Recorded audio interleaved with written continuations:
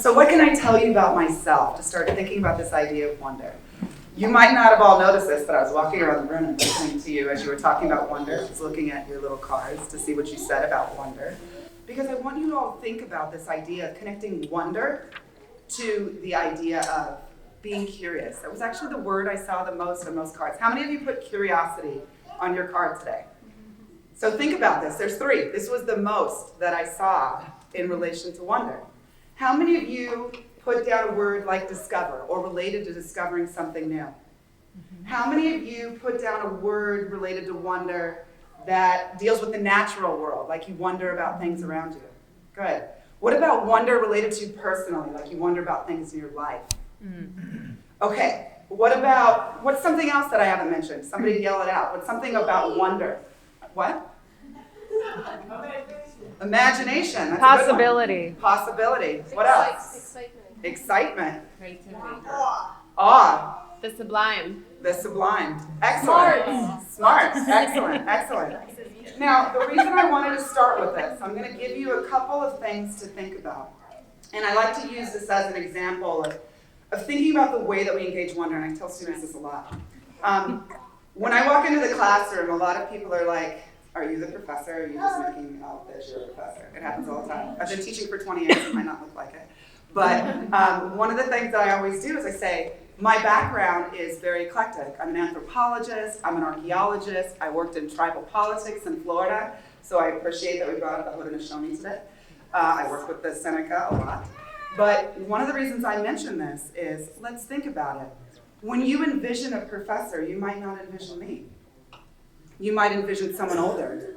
I always ask my students, and I have a checklist that I put on the board, and usually they're like, a tweed jacket, an old tweed jacket. Right? So the reason I'm mentioning this is when it comes to wonder, it's not only wondering about others, but it's wondering about and reflecting on how you envision yourself as well as others. So I'm going to bring this back to myself when I'm thinking about how I came here. I'm not from Buffalo. I'm originally from Los Angeles.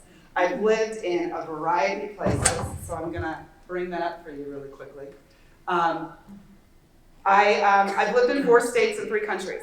I speak 4 languages. German is my 2nd language, Spanish is my 3rd language, and Yucatec Maya, so I lived in a native village.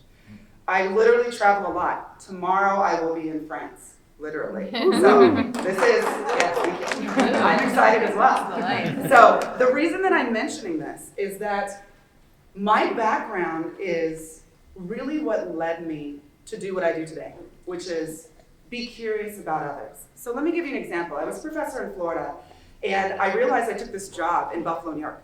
I didn't know anyone in Buffalo. I had no idea what Buffalo was about. And 6 months before I came here, I said, I really think that I need to learn more about this culture. I really need to understand the dynamics of this place in order to be an effective teacher.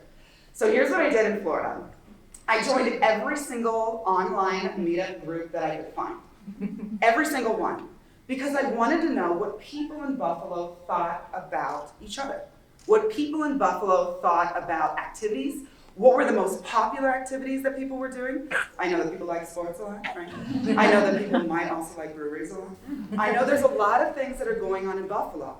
And this goes back to 2009. We've had a Buffalo Renaissance since then, right? So I've been here since 2010. It's almost been 10 years. And I've watched the culture of Buffalo change as new people have come in. Other people are changing jobs. The industry has changed. This whole dynamic of the culture of this region impacts the way that we learn about each other. And if we are curious about each other and wonder about each other, it makes it more interesting and engaging for us to really engage with the dynamics of what's going on in Buffalo. So I wanted to explain that kind of idea to you, but how does that connect to what I do? So I'm an activist in a lot of the research that I do, and I'm going to tell you a lot about the Buffalo Project that I've been doing for 10 years. It's now spread to UB and Buff State as well as Empire State College. But basically what activist anthropology does, so anthropology is study of behavior, but I wanted to take it a step further. I wanted to hear what people said and take those voices in order to create programming that really meant something to people.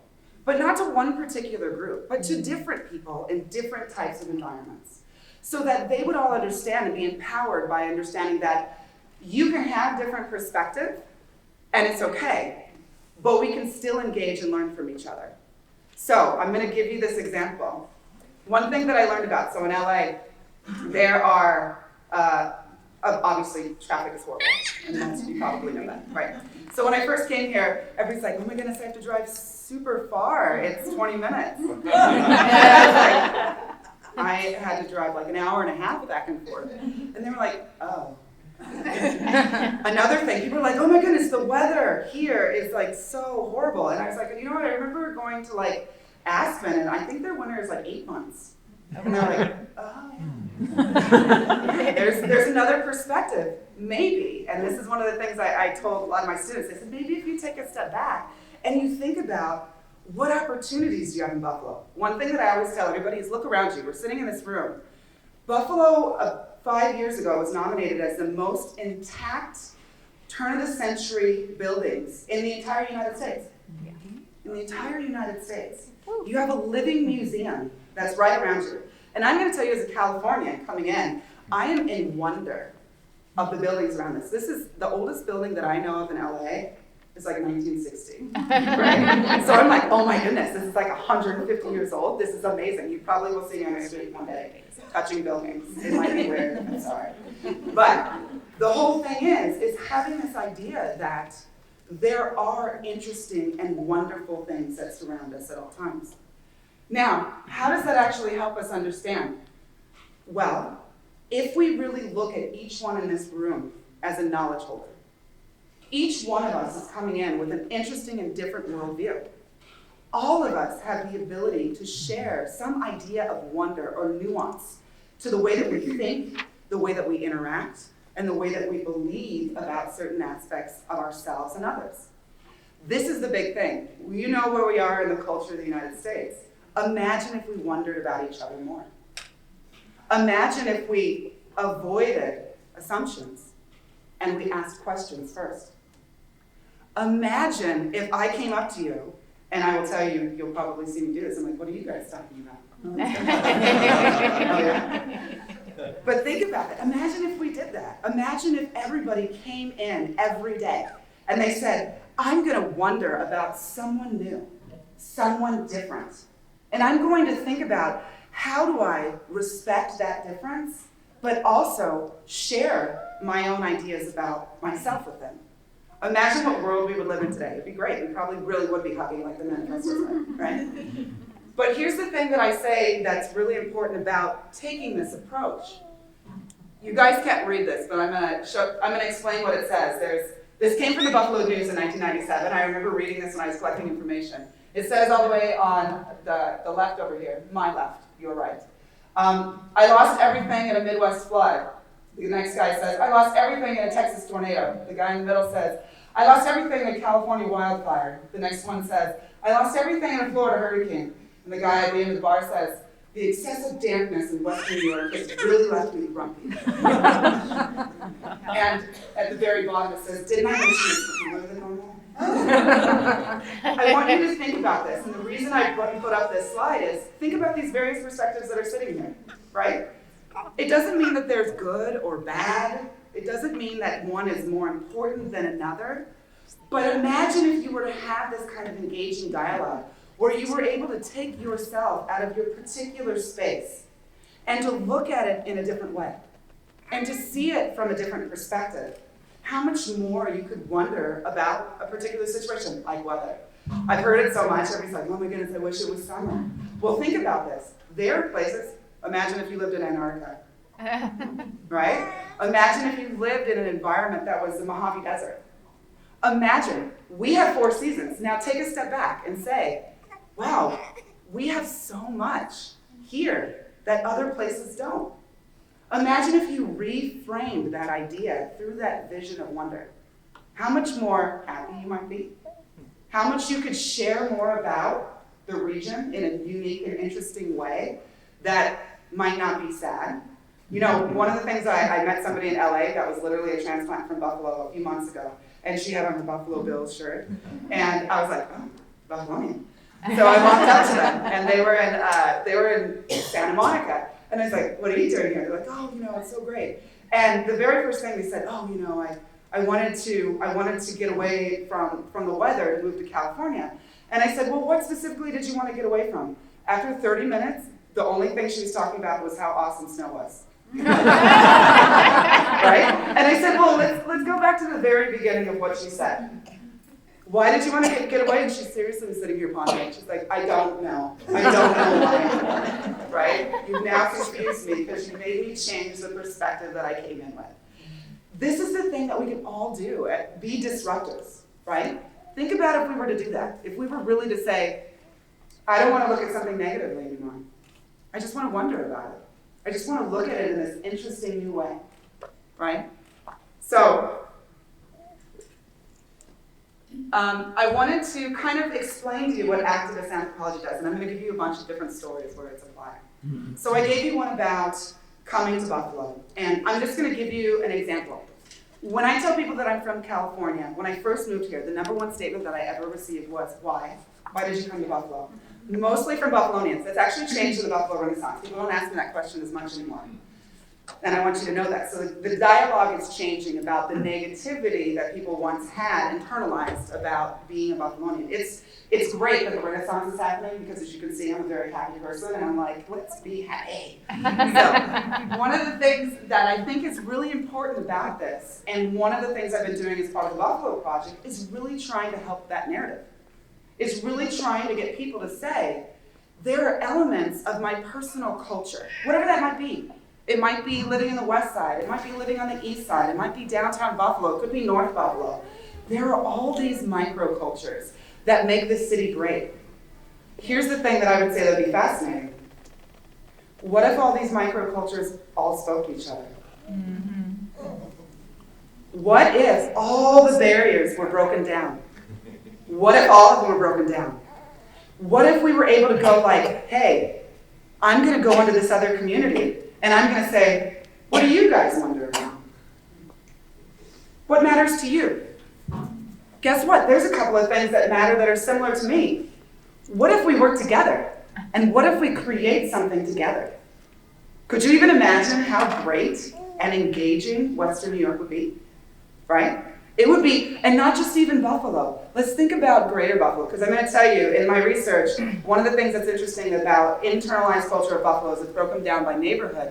But if you look at survey data, we talk about Greater Buffalo, and so that means that there are communities that are on the periphery. That would be the South towns that we call internally, right? But data-wise, that's Greater Buffalo. Imagine if all of those communities came together and said, we are a Greater Buffalo. Let's wonder about each other. What's going on in the South towns? What's going on in North towns?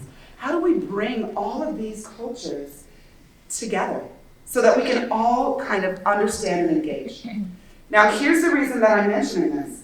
That's exactly what some of the colleagues in my room have been doing. We've actually been trying to do this for the last 10 years. Is really collect, through surveys, information from people in the community about what matters to them in different regions.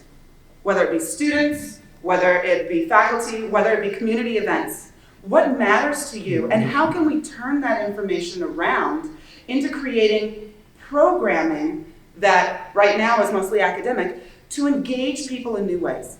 So I'm going to give you an example. One of my favorite ones personally, and probably the rest of you, like we talked about Paula's Donuts. I created, with some colleagues, a diversity food festival where we showcased food from different communities. And one of the things that was really cool, please adopt this in your own lives, was to put a little cue card that said, this represents part of my identity. This is the name of the food. This is where I learned it. And so everybody who came to these diversity food events would eat something, and then everyone would stand up with the cards and say, I brought this, and this is the reason why, and please go back and try this. Imagine if we did more of those types of things. I'm actually planning an event right now, which is going to bring together breweries, which people like. Right? That's a good thing. But think about it. If you were to bring together, I like X, I like Y, but you actually gave whoever brought that space to say, this is that aspect of my identity, whatever it might be. And I want to share it with you. I want you to be able to say, this is this wonder that I have, and I want you to have it. Imagine that. It would be empowering for yourselves, but also for others. So, I know you can't see this too, but I also wanted to give you another perspective. So I'm going to tie this to my research. I actually teach in Lebanon. So I actually go there all the time. I actually teach in 5 countries: Cyprus, Lebanon, Panama, Mexico. And it's part of what I do, so I go there every semester. And one of the reasons I wanted to mention this to you is when I first went to Lebanon, just as I came to Buffalo, I didn't know very much about Lebanese culture.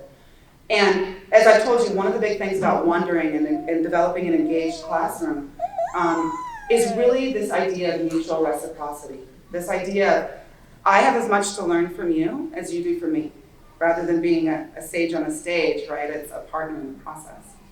And so when I go to Lebanon, one of the first things I ask my students when I met them is, what books should I read to learn about Lebanese culture? Not to professors, I ask my students. And they said, give me all your books. What do you want me to read? What are things I should do? Where should I go? All my students were like, what? You care about what we think? And they brought me, I am telling you, every time I go, I've gone to kids' students' houses, I've gone to professors' houses, I've gone to major locations across the place because people wanted to share. Here's the reason I mention this. All of that stuff I tied into the classroom. We should put the pictures up, and students were standing up and they were super engaged and super excited because they were empowered by the fact that I wondered about them. One of the things that happened as a result is they wondered about me. They said, why are you this way? Most of my professors don't ask me these questions. They don't want to know what I'm doing at home. And I said, well, because I actually realized that I can learn more as a professor if I really respect who you are and where you're coming from and what you believe and how you think and feel. And they said, this is fun. And I said, yeah, it really is. So here's a couple of things that I want to say as I continue to work through this process with you. But there are certain things that I would say about how you can adopt this in your own life, because I want to make sure that I get to that, because I can tell you so many stories. But when you're thinking about wonder, I think the thing that I want to really leave you with is this idea of asking questions. Question asking, rather than coming in with assumptions, is probably the best way that you can learn more about yourselves and others. Question why you think what you do, and be reflective about who you are and why you wonder about the things that you do. Whether it be familial, cultural, socioeconomic, these are all very important, because if you can reflect on yourself and you can reflect on your positionality in the world, you can actually realize that there is a person who could be just as equally passionate on the exact opposite side of that same topic. If you do that, you will be able to speak across cultural lines, political lines. I know that's crazy to think about right now. You can think across many lines, because you're no longer coming into the conversation emotionally. You're coming into the conversation wondering. That's it for me. So.